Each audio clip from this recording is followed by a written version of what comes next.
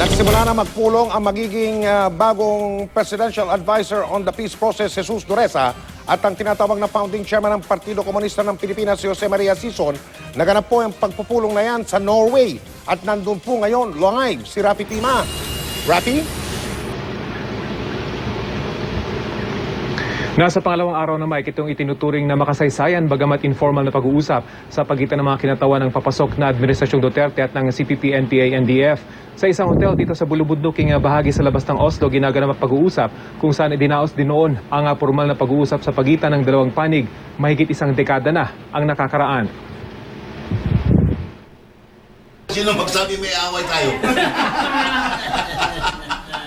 May tuturing umanong reunion ang nangyari kagabi nang magkita na ang grupo ni na incoming Presidential Advisor on the Peace Process, Jesus Dureza, at Communist Party of the Philippines Founding Chairman, Jose Maria Sison.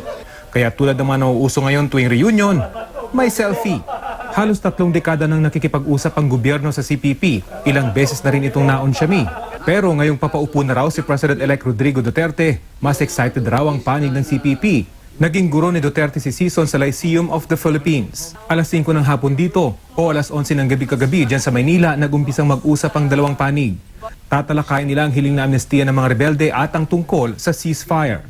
People have very high expectations, and he'd like that when we come to terms on certain agreements, that there is still a very strong support for him. We can maybe well-known communists and officials of the NDF cannot take positions yet, no? We can recommend highly qualified, patriotic and progressive elements. And so we can be on 4 cabinet posts.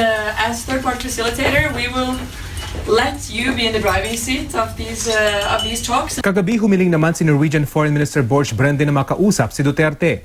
Sa pag-uusap nila sa telepono, sinabi nitong nag-aalala raw sila sa kalagayan ni Kirsten Sekingstad, ang kanilang kababayan na bihag pa rin ng Abu Sayyaf matapos patayin ang ikalawang Canadian hostage noong Lunes. Nagsabi lang ang Norwegian minister na we thank you for your continuing help, especially in bringing home safely those who are being held hostage.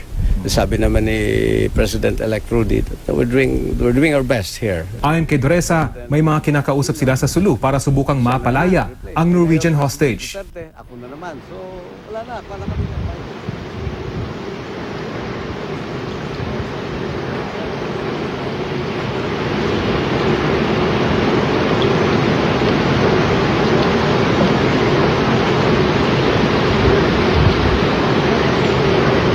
Ngayong araw may kinaasahan ng dalawang panig na matatapos yung pag-uusap lalo na patungkol sa kasunduang formal na bumalik na sa pag-uusap yung dalawang panig. Pero tulad ng iba pang negosasyon, may mga kailangang himayin, may mga bagay na kailangang linawin mula mismo sa papasok na Pangulo. Kaya naman bagamat positibo itong dalawang grupo, kailangan pa nating abangan kung matatapos nga sila ngayong araw. Mike?